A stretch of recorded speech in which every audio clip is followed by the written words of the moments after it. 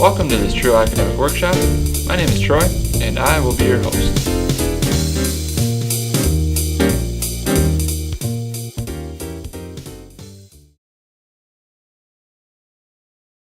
Today, I am a higher education professional.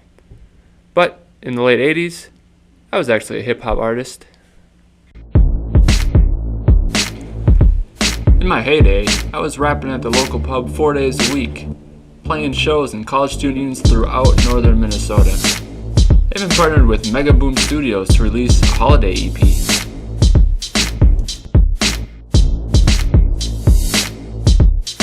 I was living the dream, but it was the end of a musical era.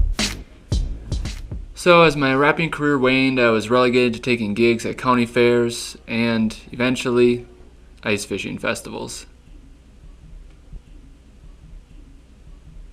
It was a great run, but times were a-changin'. I decided I needed a degree, so I stopped by the local college to apply. I was accepted, registered for courses. Then my tuition and fee statement came in the mail.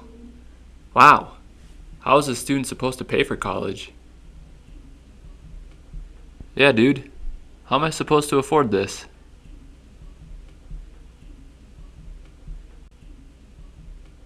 Well, there are many financial resources available to students, but it's up to you to seek them out. Okay, how do I do that? First things first, you want to fill out your FAFSA, or Free Application for Federal Student Aid. Based on your family's income, the FAFSA determines eligibility for Pell Grants, work-study employment, and educational loans. Sure, I'll take all those. Well, remember, your family's income will determine what federal financial aid you are eligible to receive. If you do qualify, Pell Grants are the best because it is money that you do not need to repay. Work-study is also pretty cool because it allows you to get a decent paying job on campus that will probably offer flexible hours. Educational loans are the least preferred because they do need to be repaid with interest. But, used wisely, these loans are a helpful investment in your future. Yeah, that makes sense. Hey, did I tell you I was a professional rapper, late 80s? That is pretty awesome. You should look into some literature courses or a media degree. Maybe I'll apply for a work-study position in your office. I could bring some lyrical prowess to your advising materials. That's a great idea. Anyways, so will the Pell Grant and loans cover all of my college expenses? Well, it depends. If you do qualify for the full Pell Grant, you will receive around $5,500 if you are enrolled as a full-time student. Is that per semester? No, that would be for the whole academic year. At some community colleges, however, the Pell Grant is large enough to cover your tuition and fees. At many four-year colleges or private colleges, though, you will need to find additional money to cover your cost of attendance. Like loans? Yep. Educational loans can help cover the additional cost. Regardless of your family's income, all students do qualify for unsubsidized educational loans. But borrow wisely. You will want to create a financial budget before you take out any loans, so you only take out what you need. Also, look for other financial options first, such as scholarships. I'll repeat that again. First, look for other financial options before taking out educational loans. Do they have scholarships for rappers or for Minnesotans? There are all sorts of different scholarships. Some scholarships are based on your previous accomplishments, such as a high school GPA or community involvement. Other scholarships are based more on particular student aspects, such as ethnicity or type of degree or the organization your parents work for. There are actually some scholarship competitions based on essays or poetry that students submit. That might be right up your alley. Yeah.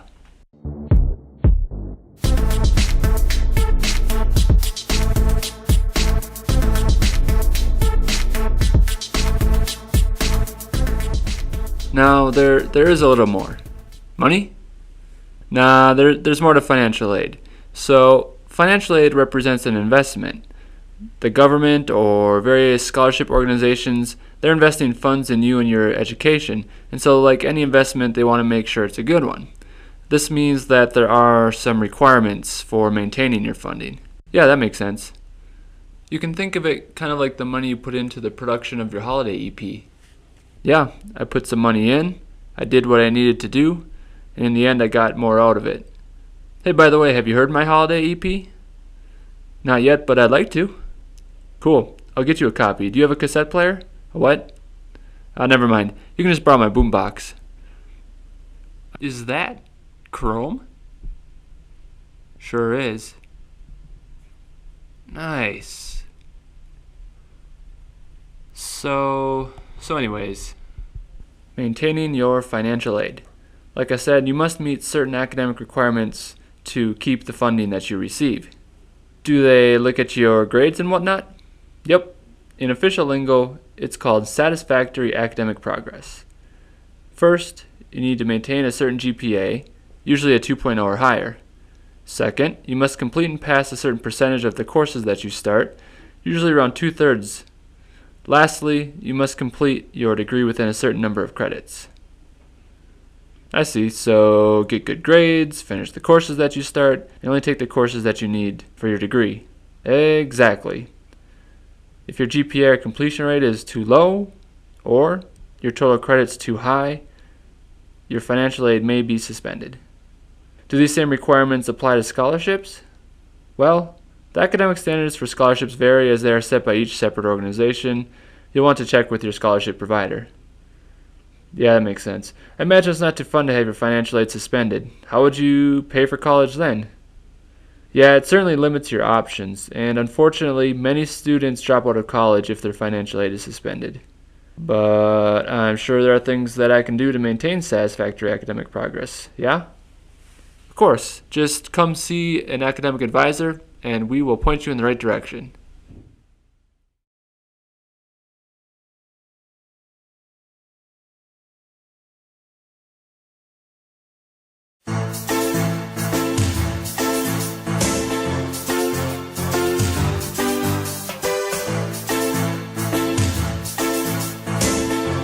Until next time, have a great day.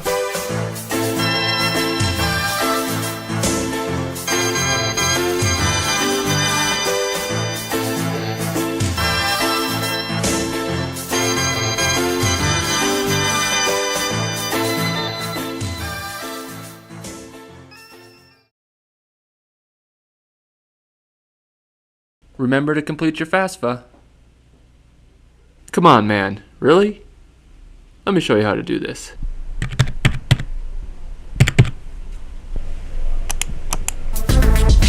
Remember, complete your FAFSA.